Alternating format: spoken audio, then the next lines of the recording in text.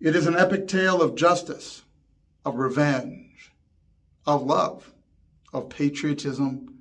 Patriotism for father and fatherland, for the bloodline of your people back to the beginning and into the inexorable future. You, the rightful heir, carrying the bloodline, wanting to preserve it and pass it along, having watched your father have his kingdom stolen from him by his half-brother, by your uncle, your mother carried away screaming into what you believe to be bondage at the hands of this new tyrant.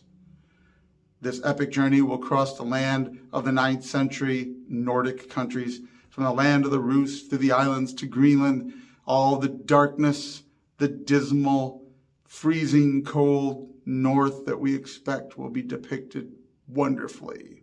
It's a classic human tale, really with a new spin of historical accuracy. This is Alexander Skarsgård, Anya Taylor-Joy, Willem Dafoe, Nicole Kidman, Ethan Hawke, a host of others. 2022, The Northman.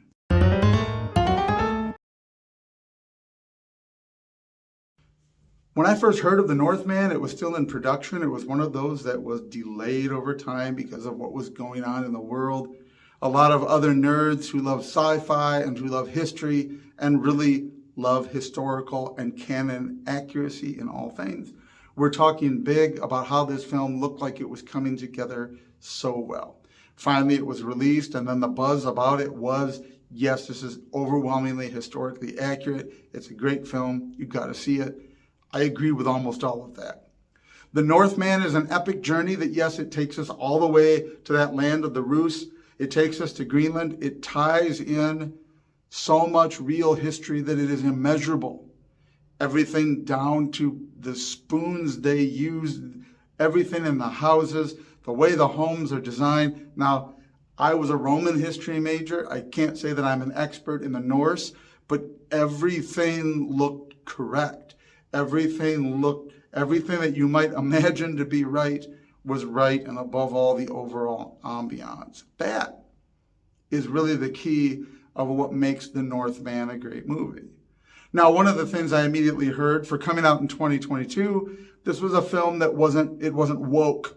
It wasn't filled with all sorts of ridiculous drama about things that are really about today. We live in a time now where Anne Boleyn has suddenly swapped races. On some TV shows, Viking kings can be African females. The stupidity goes on and on. The Northman doesn't have any of that. It isn't that it's against anybody's ideology, but it's in favor of being correct. And what we get is historically correct. This is the tale of Prince Amleth, by the way, a tale that was known to William Shakespeare and led directly to Hamlet, and there are certain overlaps in the story. In fact, Shakespeare used several of the different sagas, it's believed. This film draws on several of the different sagas to give us this complete picture. Now, there are only a few stories in human history, and I always bring this up, that we look for our expectations to be satisfied.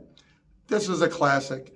Throne gets stolen, wife gets taken, the son grows up to avenge his father and free his mother. He comes back to restore the bloodline. This story has been done in the Old West with ranch land. It's been done in every time period. It has been a true story in so many time periods because it's a basic human tale. In that regard, there's nothing particularly original about the telling of this tale.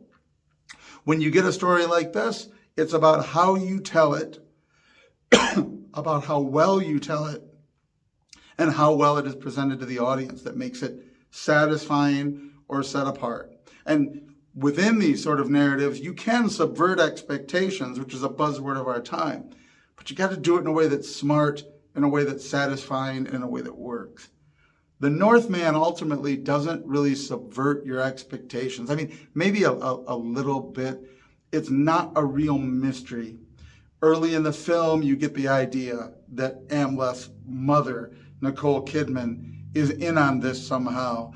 There's little giveaways, but then she seems to be carried away screaming, and so then it's not clear. It gives you enough to keep you in a suspension of disbelief, or you don't know exactly what's going to happen, but the boy Amleth who escapes is absolutely certain he knows what happens, and that certainty is what drives him. His encounter with a witch played by Bjork, which I said if there's any simple way to describe this film, it was like Perky Pat in the Philip K. Dick novels if you took really, really strong narcotics. But in this instance, you woke up in Bjork's dreams because the way she loves Nordic culture, and this film does so well at presenting it.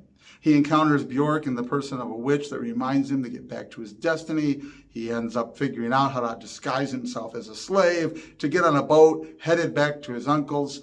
Ironically, the uncle has lost the throne because of Harold. This is real history.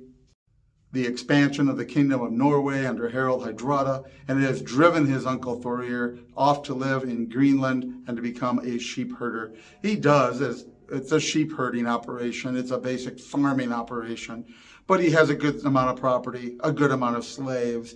He's not a poor or powerless man by the standards of the time, but he certainly is no longer ruling the kingdom that he stole from his brother. As the one Viking quips, he killed his brother for nothing, now he herds sheep. Well, almost true. So Amleth makes his way home, back to where his uncle is living now with his mother, hoping that mixing in among the slaves, he will eventually figure out a way to get his bloody revenge against his uncle, especially with the kingdom as he knew it being essentially dissolved. So rather than an expectation of a return to power and a restoration in the kingdom, it is at least justice, it is revenge, it is the continuation of the bloodline towards an unknown and uncertain future that may yet be glorious again, who knows. Having met Anya Taylor-Joy's character on the ship with the slaves on the way to be enslaved together in Greenland, they get to know one another and a relationship develops. In time, they will work together. They will become lovers. They will become a couple. She will be the mother of the twins by Amleth that guarantee the future of the bloodline going to live among their kin when he finally realizes he must fight to the death even against his uncle. Having terrorized him in a variety of ways, done a bunch of really horrifically graphic things to get his revenge, finding out his mother's involvement in the whole thing, and finally he ends up killing them all, killing his uncle's oldest son, killing the other son of his own mother, killing his own mother, and then finally at literally the gates of hell, the smoldering and lava-spitting volcano, he fights his uncle to the death, receiving the wound that will lead to his death even as he decapitates his uncle. But we see in the vision that he goes to where the tree of all the great kings that came before, including the branches that prophesy the coming future. He gets to see his place hanging on the life tree, in this case, literally the family tree that tells the lineage of his blood. All in all, it is a satisfying ending that is both tragic and heroic.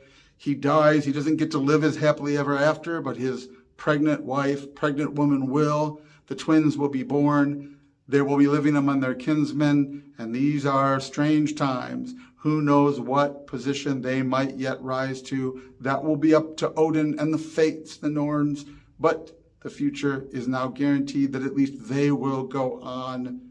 The family will continue. All in all, it tells this tragic tale very well, but it's not the thing that stands out most about the movie. The film seems to be, it is so well created, so well produced. The set, the scenery, the historical setting, the effect, and those strange and unique ambiance. The way that the Nordic religion is dealt with a level of realism, but which is careful that nothing weirdly supernatural happens on screen, if that makes sense. When receiving the blood of his family to his lips and seeing the vision of the tree, he sees the vision of the tree as a boy when he's been drugged during a ritual. He sees the vision when he touches the blood. He sees visions of various things we experience with him. but they're not like physical effects. He's not a wizard that's making spells and throwing fireballs and causing castles to collapse. There's nothing in the fantasy realm about it. There's one scene where he goes to get the sword he's supposed to use for vengeance from the mound-dwelling spirit, this mummified zombie-looking guy with a sword. And they do have a battle in the shadows, as the mystic he-witch warned him they might. He fights it in the shadows, he defeats it, and you think this is sort of a monster movie moment, but it's not. When he's defeated the thing, we fade out, he kind of looks to the other side, it moves to the real him, finding the desiccated remains of a man holding the sword, and he just grabs the sword and the desiccated remains fall away. Having fought whatever that spiritual realm fight was, whatever was going on in his psyche or his soul, he really just got to the mound, found the sword, and recovered the sword.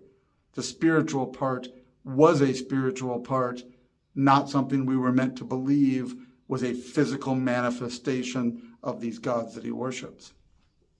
The mythos then, the way we see the visions unfold, the whole ambiance of color and feel of the film, like being in an alien world, that sense of really being in dark caves when you go there, the real sense of pre-electricity, cold and dark Northland really is captured so well by this film that it ends up being far more significant in the making of the film and the plot than even the acting. Not that anyone did a bad job. And Anya Taylor-Joy, who's someone that she's kind of an odd-looking woman, not to be insulting, and she's perfect for the part of Olga of the Birch Forest from the Land of the Rus. She's very believably that ethnicity, that time period, rough enough that she looks like she survived it, if that makes sense without sounding mean.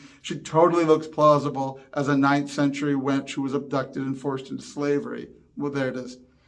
And again, all of their acting, and you can't beat Willem Dafoe, all of them do this great job of presenting the character, but none of that is particularly outstanding on its own. What takes it from being a pretty solidly entertaining and good version of the revenge tale, a good pre-Hamlet Hamlet to understand where Hamlet came from, and a sort of a look at the sagas. It is elevated completely by the attention to detail, the effects, the nuance, everything about the historical accuracy that makes it feel like it's real and you're there and you can taste it and you can smell it and you can feel the cold wind. You can feel people's horrific breath who toothpaste hasn't been invented. The way you're able to capture this grittiness on film and they're able to give it to you, this really is what pushes it over from being like a good film about a revenge story to being, wow, you've got to see that. Even if you only see it once, but I say see it a couple times, see it. But the outstanding thing overall is the presentation of the Norse and that Norse way of life. And doing it, again, without putting on it the lens of our time to get any diatribes about it or any sort of, it just is what it is. And we get to see their lives and live this with them through the way that it was. The Northman, 2022. Check it out. Let me know what you think.